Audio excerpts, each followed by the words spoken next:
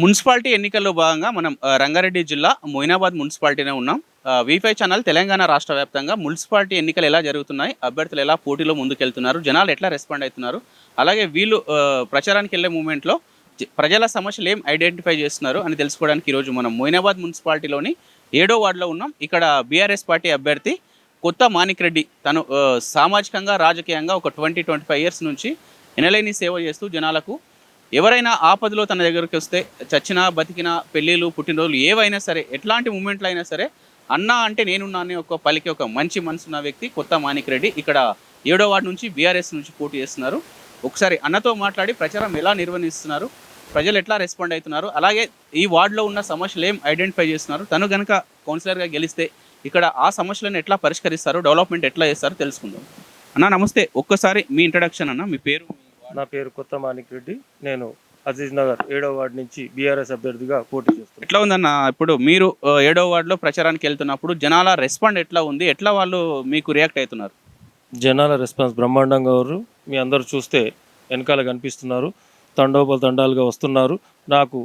నాకు బీఆర్ఎస్ అభ్యర్థి కొత్త మాణిక్ రెడ్డి గారిని గెలిపించుకుంటామని వాళ్ళందరం కంకణం కట్టుకొని ఉన్నారు. ఇప్పుడు ఇక్కడ మీరు ప్రచారానికి వెళ్తున్న మూమెంట్లో ఈ 7th వార్డుకు సంబంధించి ఏమన్నా వాళ్ళు ఇష్యూస్ అంటే మా గల్లీలో మా ఇంటి పక్కన ఇట్లా సమస్యలు ఉన్నాయంటే ఏమన్నా చెప్తున్నారా? ఒకవేళ ఆ సమస్యలను మీరు ఎట్లా పరిష్కరిస్తారు మీరు కౌన్సిలర్గా గెలిస్తే? పెద్దగా సమస్యలు ఏమి చెప్పట్లేదు. కొన్ని సమస్యలు చెప్పారు, కొంచెం వైర్ల సమస్యలు చెప్పారు. ఆ వైర్లు తప్పకుండా మేము కౌన్సిలర్ అయిన తర్వాత అంతా కేబుల్ వైర్ ఇస్తామని చెప్తాము. కొంతమంది ఇల్లు లేదని చెప్తున్నారు. మేము ప్రభుత్వం వచ్చిన తర్వాత వాళ్ళందరికీ కూడా డబుల్ బెడ్రూమ్ ఇప్పిస్తామని మా తరఫు నుంచి వాగ్దానం చేశాం. ఇప్పుడు ఈ వార్డులో 7th వార్డులో మీతో పాటు ఇంకా కాంగ్రెస్, బీజేపీ ఇంకా మిగతా అభ్యర్థులు కూడా పోటీలో ఉన్నారు. వాళ్ళని తట్టుకొని వాళ్ళని ఢీకొంటూ మీరు ఎట్లా ముందుకెళ్తారు, మీరు గెలుస్తారనే కాన్ఫిడెన్స్ ఎంతవరకు ఉంది మీకు? నేను గత 25 సంవత్సరాల నుంచి రాజకీయంలో ఉన్నాను. మరి ఎన్నో సేవా కార్యక్రమాలు చేసుకుంటూ ముందుకు సాగుతున్నాను. మరి నేను మరి నా ఇంటికి ఎవరు వచ్చినా సరే నా ఉట్టి చేతులతో ఇప్పటి వరకు ఎవరు కూడా ప్రజలు మా ఇంటి దగ్గరికి వెళ్ళలేరు. అన్న అని పిలిస్తే చాలు, ఏ ఆపద ఉన్నా నేను వాళ్ళ యొక్క ఆపదను తీర్చాను. నా దగ్గరికి ఎంతోమంది వస్తారు, అన్న ఇల్లు లేవని, అన్న చావులకు డబ్బులు లేవని, వాళ్ళందరికీ కూడా నేను సాయం చేస్తూ మరి ముందుకెళ్తున్నాను. మరొక ముఖ్యమైన విషయం కూడా చెప్తున్నాను, అందరు కూడా చెప్పాను, మరి మీ టీవీ వి5 ఛానల్ నుంచి కూడా చెప్తున్నాను. మా 7th వార్డులో ఎవరికైతే పింఛన్లు లేవో, 2000 పింఛన్లు లేవో వాళ్ళందరికీ కూడా 60 ఏళ్ళు పింఛన్ ఉన్న అర్హత ఉన్న అందరికి కూడా మా తరఫు నుంచి 1000 రూపాయలు, ప్రతి ఒక్కరికి 1000 రూపాయలు ఇస్తామని ప్రకటించాము. మరి ఒక్కసారి మీ వి5 ఛానల్ త్రూ కూడా మేము మరీ ప్రకటిస్తున్నాము. ప్రతి ఒక్కరికి ఎవరైతే అలువురు ఉన్నారో వారికి 2000 పింఛన్ వస్తలేదు, వచ్చే వరకు మా సొంత ఖర్చులతో వారికి 1000 రూపాయలు ఇచ్చి ఆర్థికంగా సాయం చేస్తాము. ఇంకా వాళ్ళు విద్యాపరంగా కానీ ఆరోగ్యపరంగా కానీ ఎలాంటి సమస్యలు ఉన్నా నా దగ్గరికి రావచ్చు. అవన్నీ కూడా నేను దగ్గరుండి నా యొక్క సొంత ఖర్చులతో వాళ్లకు విద్యకు కానీ తర్వాత వైద్యానికి కానీ వాళ్ళందరికీ కూడా నేను సాయం చేస్తా అని మీ వి5 ఛానల్ ముందు ప్రకటిస్తున్నాను. వార్డులో మీతో పాటు మెయిన్గా కాంగ్రెస్ పార్టీ అధికారంలో ఉంది. అధికార పార్టీ నుంచి మీకు ఎంతవరకు పోటీ ఉంది, వాళ్ళను మీరు ఢీకొట్టబోతున్నారు? ఇప్పుడు కాంగ్రెస్ పార్టీ అధికారంలో ఉందని మీరు అంటున్నారు. గత 2.5 సంవత్సరాల నుంచి చూస్తే వాళ్ళు ఏం చేశారో 420 హామీలు ఇచ్చి ఒక్క హామీ కూడా నిర్వహించకుండా 6 గ్యారెంటీలు అని ఇచ్చారు, ఒక్క గ్యారెంటీ కూడా లేదు. ఇప్పుడు చిన్న ఎగ్జాంపుల్ చెప్తా, ఇక్కడ ఉన్న అవ్వ తాతలు అందరికి కూడా 4000 పింఛన్ ఇస్తారని చెప్పారు. వాళ్ళు ఎదురు చూస్తున్నారు, ఎప్పటి నుంచి ఇస్తారు 4000 పింఛన్ అని. 2000 కేసీఆర్ ప్రవేశపెట్టిన 2000 పింఛనే ఉంది. అలాగే ఇంకో వాదన చేశారు, ఏమని, అవ్వ మీరు ఒక్కరుంటే మేము 2 ఇస్తామని. వస్తుందా అవ్వ ఒకరికన్నా? 2 ఎవరికి వస్తలేదు. అలాగే ఒంటరి మహిళకు ఈ 2000, ప్రతి ఒక్క మహిళకు 2500 ఇస్తున్నాడు. వస్తుందా ఎవరికన్నా? ఎవరికి వస్తలేదు. 2500 కూడా వస్తలేదు. తులం బంగారం వస్తుందా ఎవరికన్నా? కళ్యాణ లక్ష్మి వస్తుందా ఎవరికన్నా? కళ్యాణ లక్ష్మి ఎప్పుడు అన్నాడు?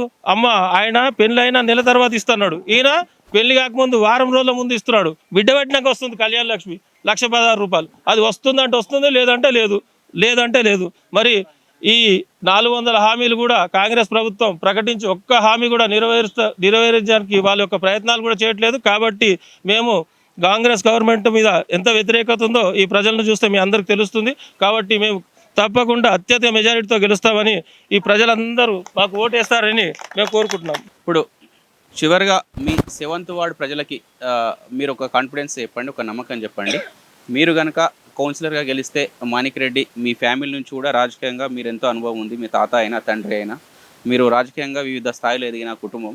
అట్లాంటి ఈ మూమెంట్లో మీరు కౌన్సిలర్గా గెలిస్తే ఈ 7th వార్డును మీ ఆలోచన విధానంలో మీ ప్రత్యేకమైన మేనిఫెస్టో ఏమైనా ఉంటే ఎట్లా అభివృద్ధి చేయబోతున్నారు? నేను మరి ఇంతకు ముందే చెప్పాను కొన్ని మేనిఫెస్టో ప్రత్యేకంగా ప్రతి ఒక్క మహిళకి అర్హత ఉన్న మహిళకి ప్రతి ఒక్కరికి 1000 రూపాయలు నా తరఫు నుంచి ఇస్తాను.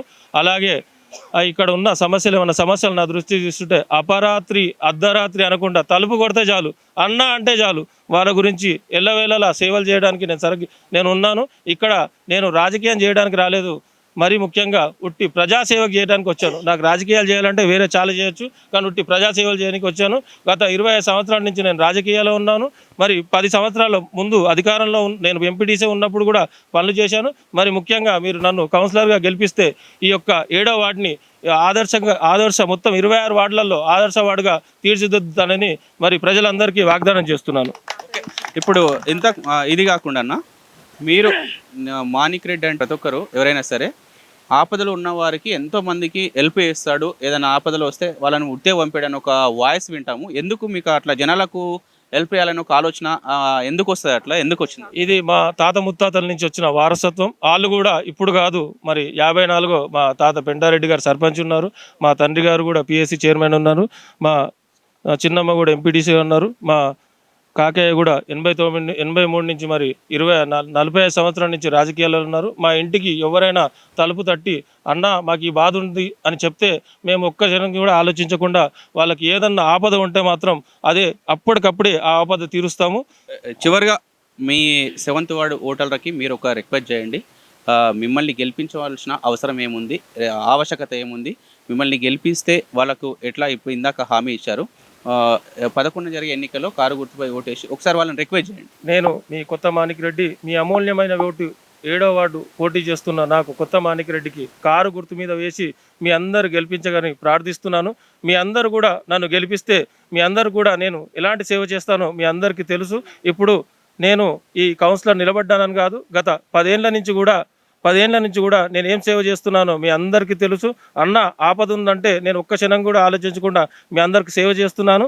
అలాగే మున్ముందు కూడా మీకు ఎలాంటి సాయం కావాలన్నా నా తరఫు నుంచి సేవ చేస్తానని మరీ ముఖ్యంగా మీ అందరికి తెలియజేస్తూ నాకు మీ అమూల్యమైన ఓటు 7వ వార్డుగా వేసి అత్యధిక మెజారిటీతో గెలిపించారని ప్రార్థిస్తున్నాను.